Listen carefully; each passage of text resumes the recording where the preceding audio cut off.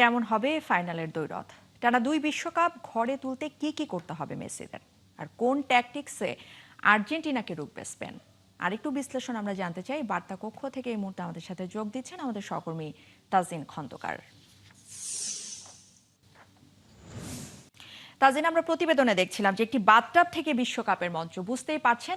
একটু দুই দলের শুরুতে কি ফ্যাক্টরগুলো আপনার কাছ থেকে জানতে চাই, আর একই সাথে বুঝতে চাই দুই দলের সম্ভাব্য ট্যাকটিক্স, সেই সাথে মেসি এবং ইয়ামাল দ্বৈরথের জায়গাটাও আপনি যদি একটু ব্যাখ্যা করেন। ঈশ্বর, আপনাকে অসংখ্য ধন্যবাদ। মেসি এবং লামিন ইয়ামালের দ্বৈরথ যেটা আমরা বলছি, সেই দ্বৈরথটা হয়তো আমরা চোখে দেখতে পাচ্ছি, কিন্তু লামিন ইয়ামালের সঙ্গে লিওনেল মেসির তুলনা, যে তুলনাটা আমরা এখন সেট করতে চাচ্ছি, এটা আসলে এই তুলনাটা কতটুকু যুক্তিযুক্ত সেটা একটা বড় প্রশ্ন আছে। কিন্তু তারপরেও যেহেতু ফাইনালের মহারণে দু দলের মুখোমুখি অবস্থান এবং সেখানে স্পেন এই বিশ্বকাপের মোস্ট ডিজার্ভিং ফাইনালিস্ট, সেটা বলার অপেক্ষা রাখে না।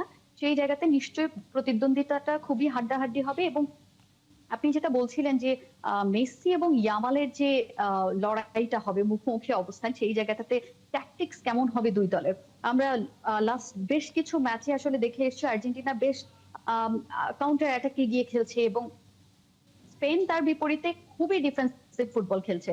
এবং সেই ডিফেন্সিভ ফুটবল খেলার সুবাদে কিন্তু তারা আসলে টানা ৩৭টা ম্যাচ অপরাজিত, এবং বিশ্বকাপে তারা একটা মাত্র গোল হজম করেছে, যেটা আসলে স্পেনের জন্য ডিফেন্সিভ ফুটবল খেলার যে সবচেয়ে ভালো ফলাফল যেটা বলা যায়, সেটা আসলে স্পেন এবার দেখিয়েছে ডিফেন্সিভ ফুটবলের যে আউটকামটা কেমন হতে পারে। কিন্তু তার এগেইনস্টে আমি যদি আর্জেন্টিনার কথা বলতে যাই, অবশ্যই আর্জেন্টিনা প্রত্যেকটা ম্যাচে কাউন্টার অ্যাটাকে গিয়ে দারুণ খেলছে। এবং লাস্ট বেশ কিছু মিনিট, ম্যাচের লাস্ট 10 মিনিটস আমরা যদি বলি যে মেসি টাইম হয়ে যাচ্ছে প্রত্যেকটা ম্যাচে।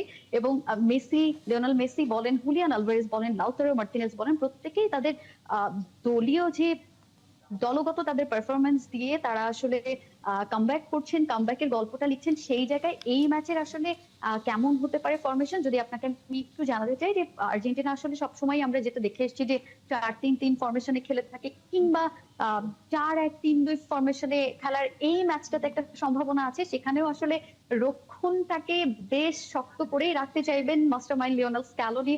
সেখানে আসলে নাহুয়েল মলিনা, ভরসার নাম ক্রিস্টিয়ান রোমেরো আছেন, লিসান্দ্রো মার্টিনেজ আছেন, নিকোলাস তাগলিয়াফিকো, এরা আছেন। এবং অ্যাজ ইউজুয়াল আসলে ডিফেন্সিভ মিডফিল্ডে আমরা যদি একটু তাকাই, সেখানে লিয়ান্দ্রো পারেদেসকে আমরা হয়তো দেখতে পাবো।